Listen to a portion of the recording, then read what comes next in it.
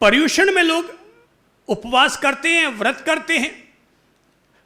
ओली जी में लोग उपवास और व्रत करते हैं। मैं कहूँगा रोजाना 1 घंटे का व्रत लो, और ये व्रत है, मैं रोजाना सुबह जब उठूँगा तो उठने के बाद 1 घंटा तक मौन रखूँगा।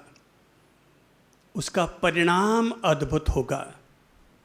परिणाम ये होगा कि सुबह का 1 घंटे का समय जो दिव्य समय कहलाता है, जो भाग्योदय का समय कहलाता है, वो कम से कम 1 घंटा हमारा चिक चिक में नहीं बीतेगा।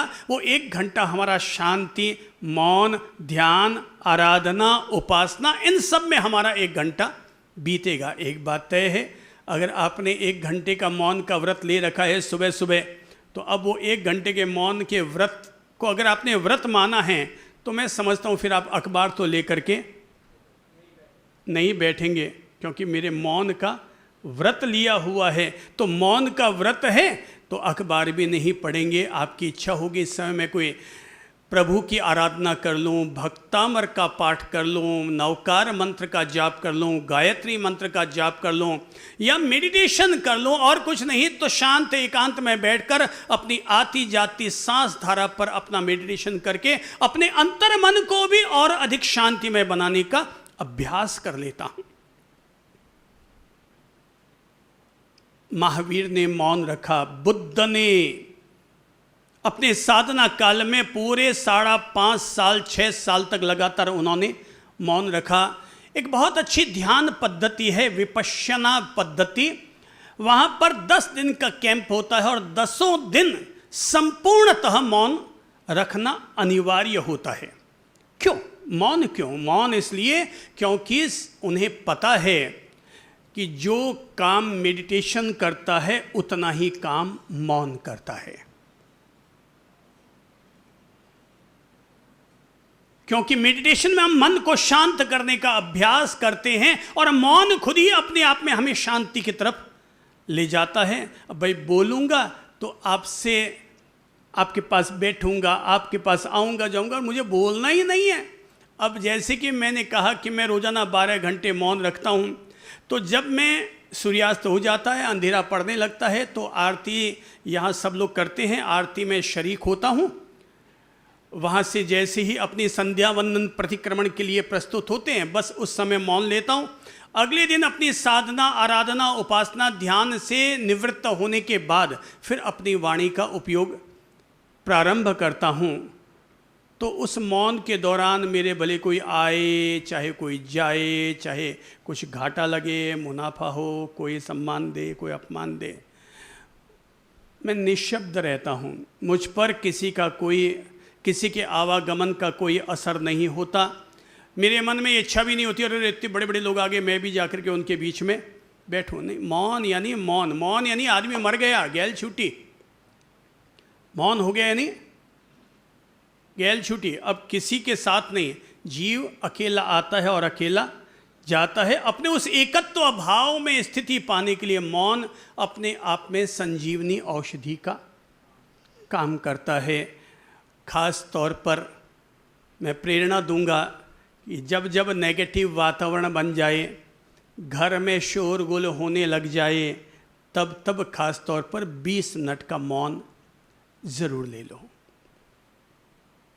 जब जब नेगेटिव वातावरण हो जाए, मुझे गुस्सा आ गया या आपको गुस्सा आ गया या किसी को भी गुस्सा आ गया, तो उस समय क्या करो? 20 मिनट का मौन। 20 मिनट क्यों कह रहा हूँ? 20 मिनट इसलिए कह रहा हूँ कि 5 मिनट तो अगले को जो गुस्सा आया, जो हम पर हाका हुक्का कर रहा है, तो 5 मिनट तो हमने उसके लिए मौन रखा है। मान लीजिए बेटा, कभी पापा आपको डांटते हैं? डांटते हैं। मम्मी भी डांटती है? हाँ ठीक है। मतलब यूँ अच्छा डांट लगाते हैं? हाँ अच्छी वाली डांट लगाते हैं। वो बच्चा ठीक कह रहा है कि अच्छी वाली डांट लगाते हैं। अब देखो, 5 मिनट का मौन किस लिए? क्योंकि पापा उधर डांट लगा रहे हैं और इधर हम भी बोलना वापस शुरू हो गए हैं। अथवा आप पति पत्नी हैं। क्यों भाई साहब, आप पति पत्नी में कभी तू तो मैं हो जाती है? हो जाती है। आपके भी हो जाती है? हाँ हो जाती है। इसका मतलब पति पत्नी में भी झगड़े हो जाते हैं, तो मैं कहूँगा 5 मिनट का मौन रखो अगले के लिए। क्रोध कब बढ़ता है? आपस में झगड़ा होता है तो क्रोध बढ़ता है। पर अब सवाल ये है, मान लीजिए अभी अगर मुझे गुस्सा आ गया और आपने मौन व्रत ले लिया है, तो अब मैं कितनी देर बोलूँगा? 5 मिनट तक बोलूँगा? नहीं, मुझे उम्मीद नहीं है। हाँ मतलब 1 मिनट बहुत बड़ा होता है प्रभु जी हो, 1 मिनट 2 मिनट का समय बहुत बड़ा होता है। अगर एक पक्ष गुस्सा कर रहा है और दूसरे पक्ष ने उस समय अगर मौन व्रत धारण कर लिया है, तो 5 मिनट के अंदर अंदर वो अगला व्यक्ति शांत हो जाएगा। 1 मिनट में व्यक्ति बोल बोल के कितना बोलेगा? अब उसको समझ में आ गई, बोले पापा आप कुछ भी बोलिए, अभी 20 मिनट का मेरे मौन है। अब वो पापा कितनी देर बोलेंगे? अब मौन है तो अब माथे कुण झकाड़ करे, तो अब वो अपने आप ही शांत हो जाएंगे। 5 मिनट लगेगा अगले को शांत होने में, पर अब 15 मिनट चाहिए हमें खुद को शांत करने के लिए, क्योंकि उन्होंने हमें जो गालियां ठोकी है ना, हम लोग कोई पत्थर के तो है नहीं, अपन लोगों पर भी तो अंदर में प्रतिक्रिया हुई है। तो अपने अंतर मन को भीतर से शांत करने के लिए फिर 15 मिनट का समय खुद को दीजिए। तो कुल मिलाकर के जब भी घर में क्रोध का वातावरण बन जाए, तो क्रोध को शांत करने के लिए, क्रोध को जीतने के लिए, नेगेटिव उस माहौल से बाहर निकलने के लिए मौन से बढ़कर और कोई सर्वार्थ साधन नहीं होता है, और कोई समाधान नहीं होता। केवल सबसे मीठी चुप। भाई अब 20 मिनट के लिए मौन। अगर कोई ज़्यादा कह ही जाए तो बोले कौन रे छोरा, पापा बोल दूंगा। मेरा नियम लिया हुआ है कि जब भी मन मेरा उग्र होगा, माइंड मेरा उग्र होगा, तब मैं 20 मिनट का मौन रखूंगा। पापा अगर आपको मुझसे जवाब चाहिए तो 20 मिनट के बाद मैं आपको जवाब दे दूंगा। आप करके तो देखो, आप तो सुधरेंगे सो सुधरेंगे, वो सामने वाला भी अनिवार्यतः सुधरना शुरू हो जाएगा, क्योंकि आपके मौन का असर केवल आप पर ही नहीं पड़ेगा, बल्कि आपके मौन का असर सामने वाले पर भी पड़ना शुरू हो जाएगा। जो शांत है वो तो शांत है, पर जो अशांत है उस पर भी हमारा पॉजिटिव इफेक्ट होना शुरू हो जाएगा, और वो भी शांत शांत शांत बनने लग जाएगा। इसीलिए मैंने कहा मौन सर्वार्थ साधनम, मौनम सर्वार्थ साधनम। मौन सब चीज़ों को साध लेता है। मौन रक्षा कवच की तरह है। किसकी तरह? मौन रक्षा कवच की तरह है। जैसे मान लीजिए कि पहले ज़माने में ढाल होती थी, अब सामने वाला अगर तलवार मार रहा है तो अपनी रक्षा के लिए लोग क्या यूज करते थे? ढाल। वो कवच था। तो रक्षा कवच क्या है कि अगला तलवार की वार कर रहा है, कटार की वार कर रहा है, पर हमने आगे ढाल खड़ी कर दी है। तो ये मौन क्या है? ये रक्षा कवच है। अगला कितना भी अपने शब्दों का प्रहार क्यों ना करता चला जाए, पर हम पर उसके किसी भी शब्द की मार नहीं पड़ेगी, क्योंकि हमने रक्षा कवच पहन लिया है। और उस रक्षा कवच का नाम क्या है? मौन। उस रक्षा कवच का नाम क्या है? मौन। आप मन बना लो। मैंने तो मन बनाया था, कभी इस धर्म को जिया है, और जिया है तभी कहता हूँ कि हर व्यक्ति को अवश्य बोलो, वाणी का उपयोग करो। जो लोग बिल्कुल नहीं बोलते उनसे कहूँगा अपनी वाणी को 50% और बढ़ाओ, पर जो दिन भर बक बक बक बक करते रहते हैं उनसे कहूँगा अपनी वाणी को 50% घटाओ। भाई प्रकृति में भी देखो ना, प्रकृति भी तो आवाज़ करती है। हवा साए साए साए साए चलती है, पर क्या 12 महीने चलती है?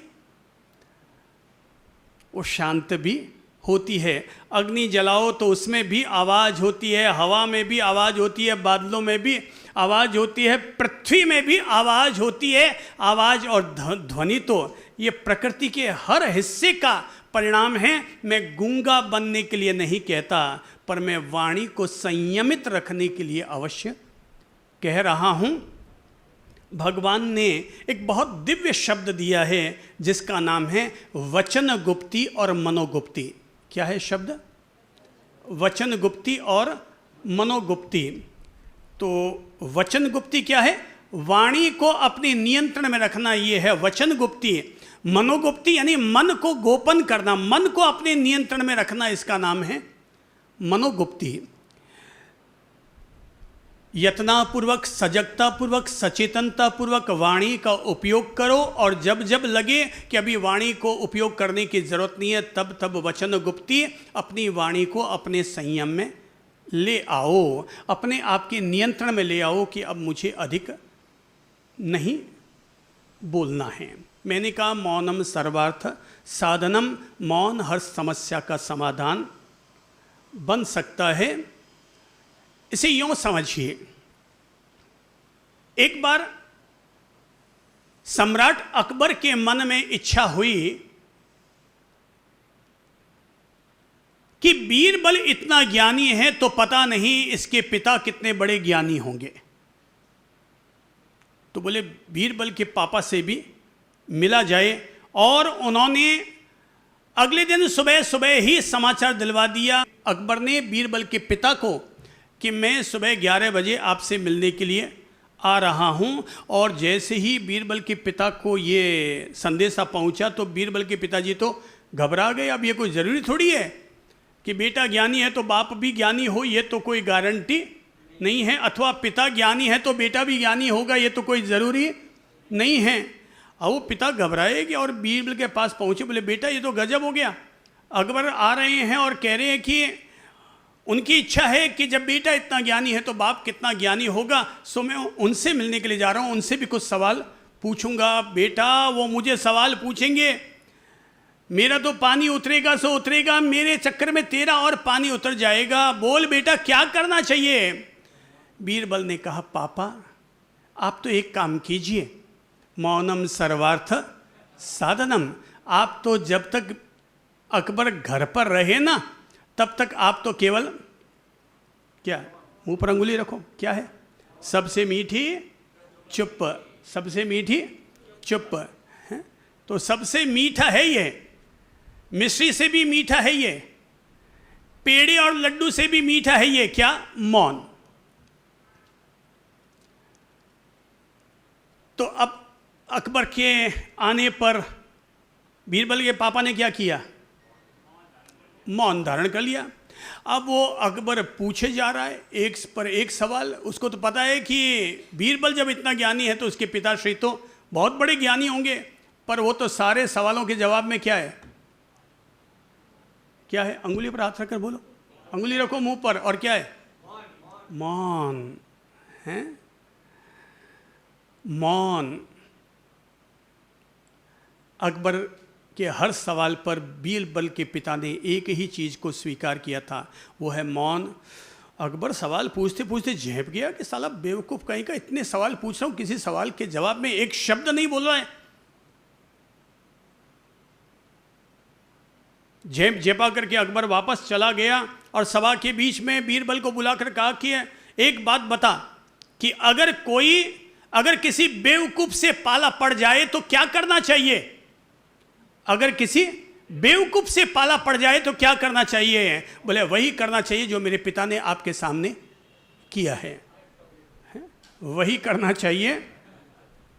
अकबर चौंका कि अरे यार इसने तो मुझे बेवकूफ़ भी और बना दिया। एक तो मैं इसके पिता के पास गया था परीक्षा लेने के लिए, इसने मुझे ही बेवकूफ़ साबित कर दिया। लेकिन तब बीरबल ने अकबर के सामने एक सत्य स्थापित किया, और वो सत्य था मौनम सर्वार्थ साधनम। जब भी लगता है कोई बड़ी समस्या आ गई, आपके सामने उसका समाधान नहीं है, तो उछाल के भाठा अपने माथे पर मत लो, और उस समय के लिए केवल 20 मिनट के लिए मौन धारण कर लो। बस केवल 20 मिनट के लिए मौन धारण करो और आपका काम बन गया, आपका काम सिद्ध हो गया। तो अब बात को वापस सार रूप में लेते हैं, और वो ये है कि प्रतिदिन 1 घंटा मौन का अभ्यास अपने जीवन के साथ जरूर जोड़ो। दुनिया का हर व्यक्ति सुबह का जो अमृत समय होता है, अमृत वेला होती है, उस समय को वो फालतू की किचपिच में व्यतीत न करें, घर के वातावरण को अशांत न करें, बल्कि 1 घंटे का मौन धारण करके खुद को भी सुकून दे और खुद की वजह से दूसरों को भी वो सुकून दे। पर हाँ, खास तौर पर दूसरा मुद्दा ये जरूर ध्यान रखें कि जब भी नेगेटिव वातावरण बन जाए, जब भी क्रोध मूलक वातावरण बन जाए, तब उस नेगेटिव वातावरण से बाहर निकलने के लिए एक रक्षा कवच पहन लें, और वो है 20 मिनट का मौन।